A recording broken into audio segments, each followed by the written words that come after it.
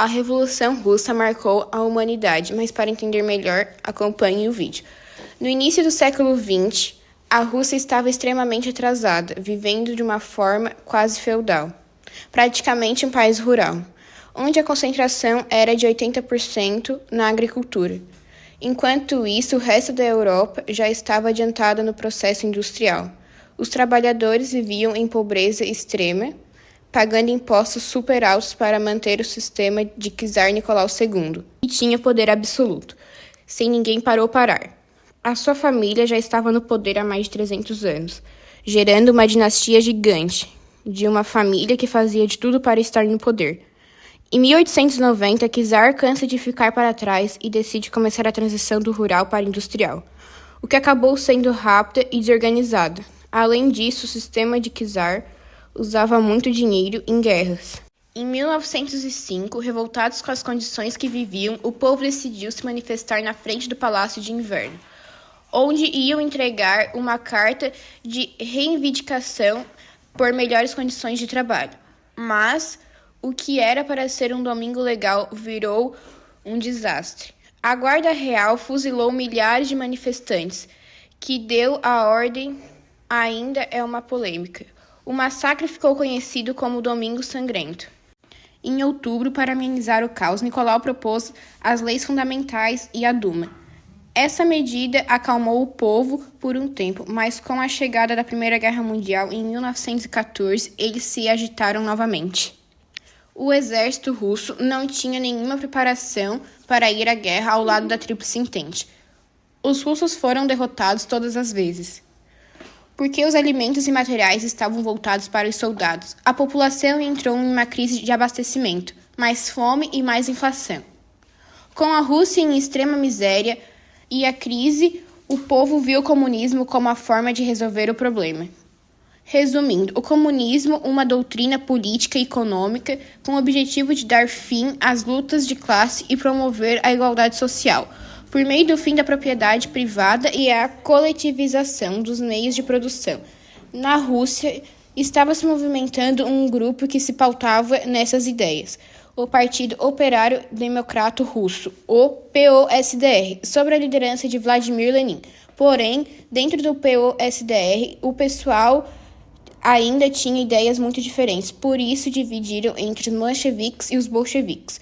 Os bolcheviques eram a minoria e acreditavam que tudo tinha que ser levado com moderação. Primeiro, a burguesia devia tomar o poder e desenvolver o país por meio de uma revolução industrial capitalista. Eles queriam a revolução. O governo do proletariado, controlado pelos trabalhadores diretamente com o apoio dos camponeses. As tensões cresceram mais ainda, o que fez o povo se rebelar e se juntar com o movimento revolucionário, forçando a saída de czar em fevereiro de 1917, que ficou conhecida como a Revolução de Fevereiro.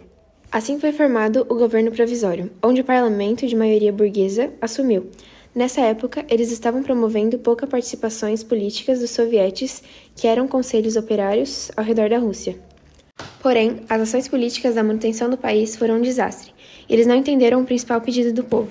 Não tiraram a Rússia da guerra. Desta forma, Lenin publica as Teses de Abril, onde defendia paz, pão e terra. Além de tudo, poder a todos os sovietes. Com paz, tirar a Rússia da guerra. Com pão, resolver a fome. Com terra, a distribuição das terras dos camponeses por meio de reforma agrária. Essas propostas tornaram muitos populares pelo país inteiro, conquistando grande apoio dos sovietes. Assim, no dia 25 de outubro de 1917, os bolcheviques tomaram prédios governamentais e outros pontos estratégicos, declarando os bolcheviques a implantação do socialismo. A primeira medida deles para recuperar a economia russa foi, de fato, retirar a Rússia da guerra, mas para isso tiveram que assinar o Tratado de Brest-Litovsk, realizando enormes concessões de terras para alemães e turcos. Lenin também aplicou medidas muito autoritárias, como o fim de outros partidos políticos. Agora, o Partido Comunista era o único todo-poderoso. Além disso, ele cumpriu suas promessas de alimentar a população e retribuir as terras, mas nem todos aceitaram uma boa. Houve uma resistência enorme contra a Revolução Bolchevique, explodindo em uma guerra civil. O Exército Branco era composto por opositores, principalmente monarquistas que queriam a volta de czar, e conservadores como a antiga elite russa e membros da nobreza, e eles também contavam com os mencheviques. Já o Exército Vermelho, por outro lado, foi um exército de bolcheviques, formado às pressas para derrotar as forças rebeldes. Para vencer a guerra civil, Lenin implantou uma série de medidas chamada de comunismo de guerra, estatizando todos os setores da economia e confiscando a produção dos agricultores e das indústrias para sustentar o Exército Vermelho. Isso fez com que a Rússia caísse ainda mais na pobreza, inflação, fome, além da morte de milhões de camponeses e forte repressão dos opositores. No final das contas, o Exército Vermelho venceu, e Lenin fundou em 1922 a União das Repúblicas Socialistas Soviéticas, a URSS. E para recuperar a economia que estava arrasada, Lenin criou a NEP, a nova política econômica, onde o governo decidiu voltar com algumas práticas capitalistas.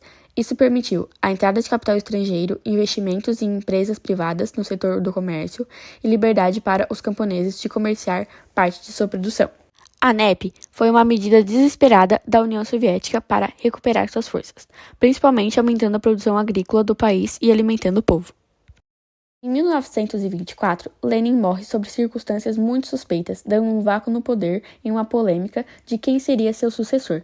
Ele deixou uma carta dizendo que quem assumiria seu lugar seria Leon Trotsky, e não Stalin, um militar de alto cargo que também fazia parte do comunismo. Esses dois eram inimigos mortais, defendendo ideias completamente diferentes. Trotsky acreditava que a União Soviética não sobreviveria sozinha e que eles precisavam expandir o socialismo para o mundo, a revolução permanente. Já Stalin acreditava que a prioridade da União Soviética teria que ser se fortificar, ou seja, o socialismo. O testamento de Lenin foi abafado por Stalin, que já era muito influente no Comitê Central. Assim, ele pôde assumir o maior poder de autoridade na União Soviética, até mandando seus espiões matarem Trotsky em 1940. Stalin promoveu uma série de medidas conhecidas como stalinismo. A mais importante foi a criação do estado de terror, com a perseguição de opositores políticos por meio do assassinato deles. Também foram bastante perseguidos fiéis e figuras religiosas por meio de campanhas anti-religião, além da censura de informação. As principais medidas foram planificação da economia, ou seja, centralização da economia no Estado, além de abolir a NEP e criar planos quinquenais, ou seja, a cada 5 anos. Muito na industrialização, avançando muito nas áreas de metalurgia, siderurgia e energia elétrica.